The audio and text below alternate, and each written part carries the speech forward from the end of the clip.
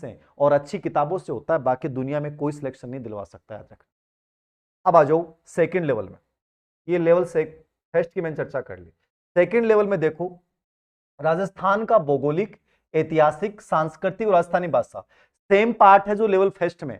Level first वाले बच्चे दोबारा समझ लीजिएगा, राजस्थान की ज्योग्राफी पढ़नी है, राजस्थान को इतिहास पढ़ना है, राजस्थान को कल्चर पढ़ना है, राजस्थानी भाषा पढ़नी है। यानी टोटल यहां 80 नंबर का पार्ट है, जबकि लेवल फर्स्ट में कितने नंबर का पार्ट था, 100।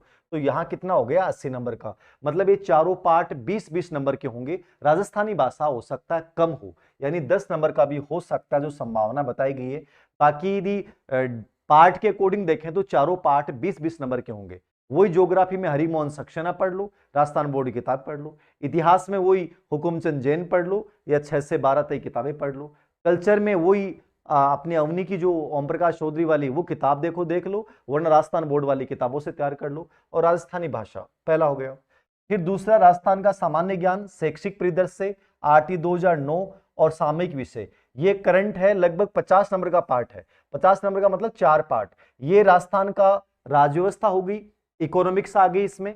नंबर 2 शैक्षिक परिदृश्य से स्कूल मैनेजमेंट, आरटी 2009 आ गया, रिट वाला पार्ट। सामयिक विषय ने करंट आ गया, केवल राजस्थान का। ये 50 नंबर का है, तो ये लगभग डिवाइडेशन देख लो आप, 4 पार्टों में कैसे डिवाइडेशन करेंगे। टोटल 50 नंबर का, जबकि लेवल फर्स्ट में 80 नंबर का है। ठीक है। फिर देखिए, संबंधित विद्यालय विषय का ज्ञान, लेवल फर्स्ट सेकंड में सब्जेक्ट इंपोर्टेंट है। कौन इंपोर्टेंट है, सब्जेक्ट इंपोर्टेंट है। यानी कि लेवल सेकंड में 120 नंबर का सब्जेक्ट आएगा कि मैं हिंदी से टीचर बनना चाहता हूं, अंग्रेजी से टीचर बनना चाहता हूं, संस्कृत से टीचर बनना चाहता हूं, सामाजिक विज्ञान से टीचर बनना चाहता हूं, गणित विज्ञान से टीचर बनना चाहता हूं, तो आपको यहां 120 नंबर का पाठ पढ़ना है।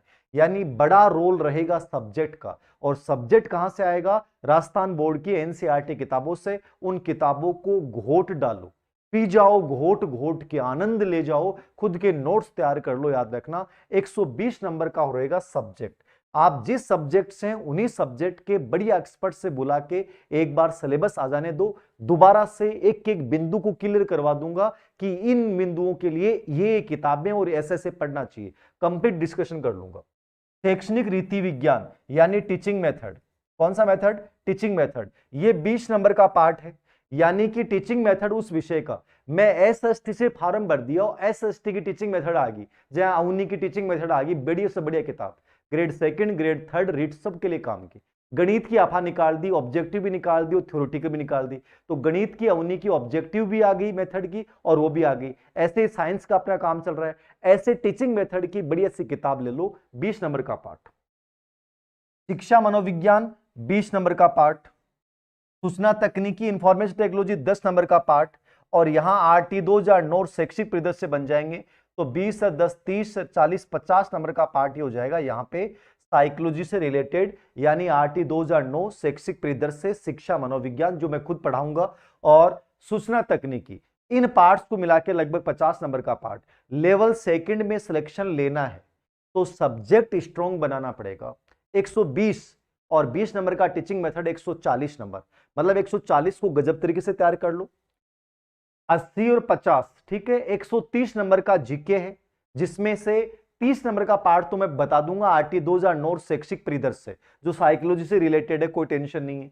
करंट 20 नंबर का, लगभग 15-20 नंबर का। और ज्योग्राफी, इतिहास, कला, संस्कृति, जो आप ग्रेड सेकंड, ग्रेड फर्स्ट में पढ़ रहे हैं, वही सब चीजों पे डिस्कशन हो जाएगा। याद रखना कुछ भी नहीं है, सिंपल सी बात है, मेरे को सब्जेक्ट पे फोकस करना है। लेवल फर्स्ट में बड़ा रोल है वो जीके का है। ठीक है, जीके में स्पेशली सभी पार्ट्स का, चाहे वो शैक्षिक परिदृश्य हो, चाहे वो राजस्थान का इतिहास, कला, संस्कृति, ज्योग्राफी हो, चाहे वो टीचिंग मेथड हो, सभी चीजों को बराबर वेटेज देना है। क्योंकि जीके को हर बच्चा पढ़ेगा, लेकिन जो इस पार्ट में टीचिंग मेथड को, सूचना तकनीकी वाले पार्ट को, शैक्षिक परिदृश्य वाले पार्ट को, साइकोलॉजी आप बढ़िया कर ही लोगे। इन पार्टों को भी उतना ही वेटेज देना है जितना अपने जीके को देना है, आप 100% बेटर कर पाएंगे। तो ये ग्रेड थर्ड का जो कल सिलेबस जारी किया गया है, इसका विस्तृत सिलेबस बाद में जारी होगा, बट इन्होंने ये आउटलाइन दे दी है। राजस्थान भाषा को नया जोड़ा गया है, कठिनाई स्तर 12वीं तक का रहेगा, पहले बीए लेवल तक का था। ये है इसका नया और विस्तृत सिलेबस। इनमें और क्या क्या रहेंगे वो 10 से 15 दिन में आ जाएगा। और बताएं, अब आपके कमेंट्स ले रहा हूं, अब बता दो गुरुजी कर्मचारी चयन बोर्ड से इस बात का सिलेबस को ध्यान नहीं रखता है। एकदम सही है हरेंद्र सुखमाई, आप क्या करा बताओ। ये तो आप लोगों पे ही है कि आप लोग इस बात को लेकर मुद्दा उठाएं कि इनकी स्थितियों को ध्यान में रखते हुए थोड़ा सा ये करें कि भाई कम से कम कठिनाई स्तर पे बात करें। बिश्नोई द्वीप, बिश्नोई जो कठिनाई स्तर है वो 12वीं तक का होगा, मतलब 12वीं तक का लेवल होगा, तो अपने को राजस्थान बोर्ड की 12वीं तक की किताबों को बेश मान के पढ़ना है, ज्यादा कोई हार्ड कठिनाई लेवल नहीं होता है। लेकिन अधीनस्थ सेवा चयन बोर्ड जब एग्जाम करवाओ ने तो कठिनाई स्तर ने भूल जानो चाहिए। ए कंप्यूटर का मायने कंप्यूटर अनुदेशक में जो इंजीनियर क्रेडा टाबर हो ना कंप्यूटर में, बाकी हवा निकाल दी, धुआं निकाल दी, बाकी चारों मेरे से धुआं निकल गई, बाकी समझो को नहीं कंप्यूटर की जैसा आयो, हर जगह कोचिंग में कंप्यूटर पढ़ी गया, बाकी तो धुआं ही धुआं निकल रही हो। तो कहानी बात यह है, अधीनस्थ सेवा चयन बोर्ड की एग्जाम देने जा रहे हो। अधीनस्थ सेवा चयन बोर्ड राजस्थान का एक ऐसा गजब का बोर्ड है जो ये चेक करता है कि तुम्हारे अंदर कितनी गजब की प्रतिभा है। तुम किसी तरफ से भी फील्डिंग कर सकते हो, किसी भी तरफ से बाउंसर आ सकता है, उस बाउंसर से तुम्हें कैसे बचोगे, तुम्हें हर बॉल पे कैसे अपने आप को अटैक की मुद्रा में रखना है, कैसे आपको सुरक्षित मुद्रा में रखना है। तो राजस्थान अधीनस्थ सेवा चयन बोर्ड की एग्जाम की तैयारी करने के लिए आपको चारों तरफ से हेलमेट वगैरह, एलगार्ड वगैरह, ग्लव्स वगैरह पहन के मैदान में उतरना है, और ये नहीं सोचना है कि मुझे यही पढ़ के जाना है, कहीं से भी कुछ भी आके पढ़ सकता है। तो कठिनाई स्तर पे बात मत करना। अधीनस्थ सेवा चयन बोर्ड की एग्जाम देने जा रहे हो, कठिनाई स्तर किसी भी लेवल का आ सकता है। आप तो ये मान के चलो, कमर बांध लो, हथियार ले लो, और हथियार लेने के बाद कूद पड़ो। क्या पढ़ो? कूद पड़ो। किसकी तरह कूदना है? काले कूद पड़ो मेला। तो यो मेड़ो है भाई, और ये मेला का मायने जीतेगो बोई जो को ऑलराउंडर होगा। अधीनस्थ सेवा चयन बोर्ड की एग्जाम में तो वो जीतेगो जो को साइकोलॉजी मनोवैज्ञानिक तरीके से मजबूत है, और आग सोच रहे है कि सामने जो है वो दुश्मन बहुत बड़ो है, और मन भी दुश्मन ने मनोवैज्ञानिक तरीके से हरानो है। सोच लो कि केवल मेहनत तू रात होगा, मेहनत तू पार कौन पड़ेगी। अधीनस्थ सेवा चयन बोर्ड की एग्जाम में सगड़ा हथियार इस्तेमाल करना पड़ेगा, और इसलिए अपना आपने तैयार कर लो बढ़िया तरीके से। बढ़िया मौसम चल रहे है, बारिश का मौसम है, नहा धोके एकदम बढ़िया तरीके से एकदम हो जाओ तैयार। और बताओ भाई। Sir you are great. अरे यार ग्रेट तो पता नहीं सर। अब रीट में क्या पढ़े? 20 दिन बाकी है। मनीषा जी रीट में 20 दिन में क्या पढ़े? रीट में आपने पहले क्या पढ़ा है?